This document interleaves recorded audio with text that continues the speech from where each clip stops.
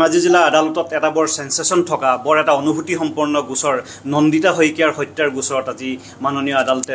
ৰায়দান কৰাৰ দিন ধাৰ্য আছিল আৰু আজি ৰায়দান কৰা গোচৰৰ ঘটনাক্ৰম আছিল এনে ধৰণৰ 21/8/2021 তাৰিখে মৰিধল কলেজৰ হিন্দী বিভাগত সেমিষ্টাৰৰ পৰীক্ষা দিবলৈ অহা দুগৰাকী ছাত্ৰী কাশ্মিনা দত্ত আৰু নন্দিতা শইকীয়া তেওঁলোকে দেৱদত্ত কাশ্মিনা দত্তৰ দেউতাক তেখেতৰ বাইকতে উঠি পৰীক্ষা শেষ কৰাৰ পিছত ঘৰলৈ উভতি আহিছিল আৰু ধেমাজি চহৰত পোৱাৰ পিছত তেওঁলোকে ASTC বাছ ষ্টেণ্ডৰ অপজিটত ড্ৰাগ হাউচৰ কাষত থকা এখন হোটেলত চাহ খাবলৈ বুলি মটৰচাইকেলখন ৰখাই বাইকখন পাৰ্ক কৰিবলৈ নপাওঁতেই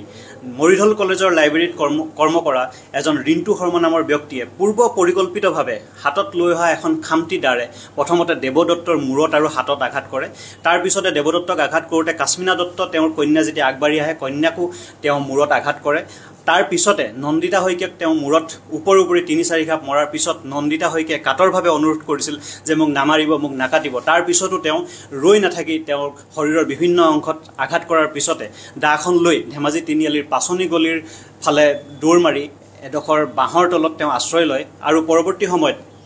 ৰাইজ আৰু পুলিচ প্ৰশাসনৰ সহযোগত তেওঁ কৰায়ত্ব কৰে আৰু অন্য হাতেদি এই জখমী তিনিজনক 108ৰ যোগেদি ধেমাজি সিভিল হস্পিটেললৈ প্ৰেৰণ কৰা হয় যদিও নন্দিতা শইকীয়াৰ অৱস্থা খুব জটিল হোৱাৰ বাবে তেওঁ উন্নত চিকিৎসাৰ বাবে ধেমাজিলৈ ডিব্ৰুগড়লৈ প্ৰেৰণ কৰে আৰু ডিব্ৰুগড়ৰ ব্ৰহ্মপুত্ৰ ডায়াগনষ্টিক হস্পিটেলত তেওঁক এডমিট কৰাৰ পিছত প্ৰথম দিনাৰ পৰাই তেওঁ কমা অৱস্থাত থাকি 25/8/2021 তাৰিখে দিনৰ 1 মান বজাত শেষ নিশ্বাস ত্যাগ কৰে আনহাতে ধেমাজি থানাত দেৱদত্তই দাখিল কৰা এজাহাৰৰ ভিত্তিত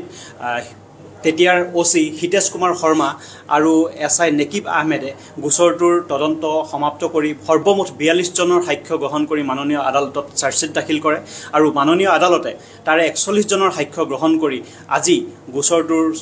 কল্যাণজিৎ শইকীয়াৰ আদালতে session honourable session and district জাজ কল্যাণজিৎ শইকীয়াৰ আদালতে আজি গোচৰটো চূড়ান্ত ৰায়দান কৰিছে আৰু আজি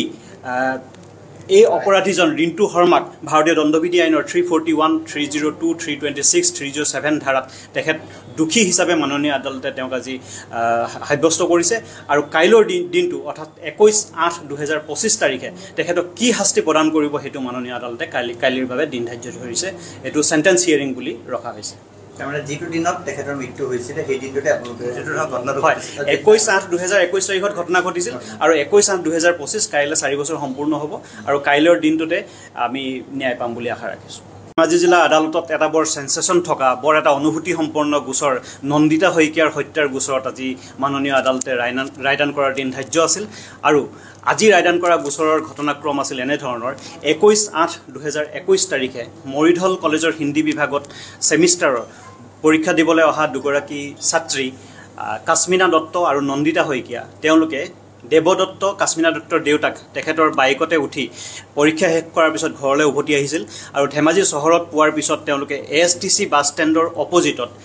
ড্ৰাগ হাউচৰ কাষত থকা এখন হোটেলত চাহ খাবলৈ বুলি মটৰচাইকেলখন ৰখাই বাইকখন পাৰ্ক কৰিবলৈ নপাওঁতেই মৰিধল কলেজৰ লাইব্ৰেৰীত কৰ্ম কৰা এজন ৰিণ্টু শৰ্মা নামৰ ব্যক্তিয়ে পূৰ্ব পৰিকল্পিতভাৱে হাতত লৈ অহা এখন খামটি দাৰে প্ৰথমতে দেৱদত্তৰ মূৰত আৰু হাতত আঘাত কৰে তাৰ পিছতে দেৱদত্তক আঘাত কৰোঁতে কাশ্মিনা দত্ত তেওঁৰ কন্যা যেতিয়া আগবাঢ়ি আহে কন্যাকো তেওঁ মূৰত আঘাত কৰে তাৰ পিছতে নন্দিতা শইকীয়াক তেওঁ মূৰত ওপৰি ৩-৪ ঘাপ মৰাৰ পিছত নন্দিতা শইকীয়াই কাটৰভাৱে অনুৰোধ কৰিছিল যে মোক নামাৰিব মোক নাকাটিব তাৰ পিছতো তেওঁ ৰৈ নাথাকি তেওঁৰ শৰীৰৰ বিভিন্ন অংশত আঘাত কৰাৰ পিছতে দাখন লৈ ধেমাজি তিনিআলিৰ পাছনি গলিৰ ফালে দৌৰ মাৰি এডোখৰ বাঁহৰ তলত তেওঁ আশ্ৰয় লয় আৰু পৰৱৰ্তী সময়ত ৰাইজ আৰু পুলিচ প্ৰশাসনৰ সহযোগত তেওঁ কৰায়ত্ব কৰে আৰু অন্য হাতেদি এই জখমী তিনিজনক 108ৰ যোগেদি ধেমাজি সিভিল হস্পিটেললৈ প্ৰেৰণ কৰা হয় যদিও নন্দিতা শইকীয়াৰ অৱস্থা খুব জটিল হোৱাৰ বাবে তেওঁক উন্নত চিকিৎসাৰ বাবে ধেমাজিলৈ ডিব্ৰুগড়লৈ প্ৰেৰণ কৰে আৰু ডিব্ৰুগড়ৰ ব্ৰহ্মপুত্ৰ ডায়াগনষ্টিক হস্পিটেলত তেওঁক এডমিট কৰাৰ পিছত প্ৰথম দিনাৰ পৰাই তেওঁ কমা অৱস্থাত থাকি 25/8/2021 তাৰিখে দিনৰ 1 মান বজাত শেষ নিশ্বাস ত্যাগ কৰে আনহাতে ধেমাজি থানাত দেৱদত্তই দাখিল কৰা এজাহাৰৰ ভিত্তিত তেতিয়াৰ OC হিতেশ কুমাৰ শৰ্মা আৰু SI নেকিব আহমেদে গোচৰটোৰ তদন্ত সমাপ্ত কৰি সৰ্বমুঠ 42 জনৰ সাক্ষ্য গ্ৰহণ কৰি মাননীয় আদালতত চাৰ্জশ্বিট দাখিল কৰে আৰু মাননীয় আদালতে তাৰে 41 জনৰ সাক্ষ্য গ্ৰহণ কৰি আজি গোচৰটোৰ কল্যাণজিৎ শইকীয়াৰ আদালতে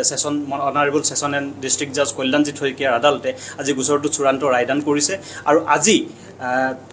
এই অপৰাধীজন ৰিণ্টু শৰ্মাক ভাৰতীয় দণ্ডবিধি আইনৰ 341, 302, 326, 307 ধাৰাত তেখেত দোষী হিচাপে মাননীয় আদালতে তেওঁক আজি সাব্যস্ত কৰিছে আৰু কাইলৈৰ দিনটো অৰ্থাৎ 21/8/2025 তাৰিখে তেখেতক কি শাস্তি প্ৰদান কৰিব সেইটো মাননীয় আদালতে কাইলৈৰ বাবে দিন ধাৰ্য ধৰিছে। এইটো চেণ্টেন্স হিয়াৰিং বুলি ৰখা হৈছে। তাৰমানে যিটো দিনত তেখেতৰ মৃত্যু হৈছিলে সেই দিনটোতে আপোনালোকে ঘটনাটো হয় 21/8/2021 তাৰিখত ঘটনা ঘটিছিল আৰু 21/8/2025 কাইলৈ 4 বছৰ সম্পূৰ্ণ হ'ব আৰু কাইলৈৰ দিনটোতে আমি ন্যায় পাম বুলি আশা ৰাখিছোঁ।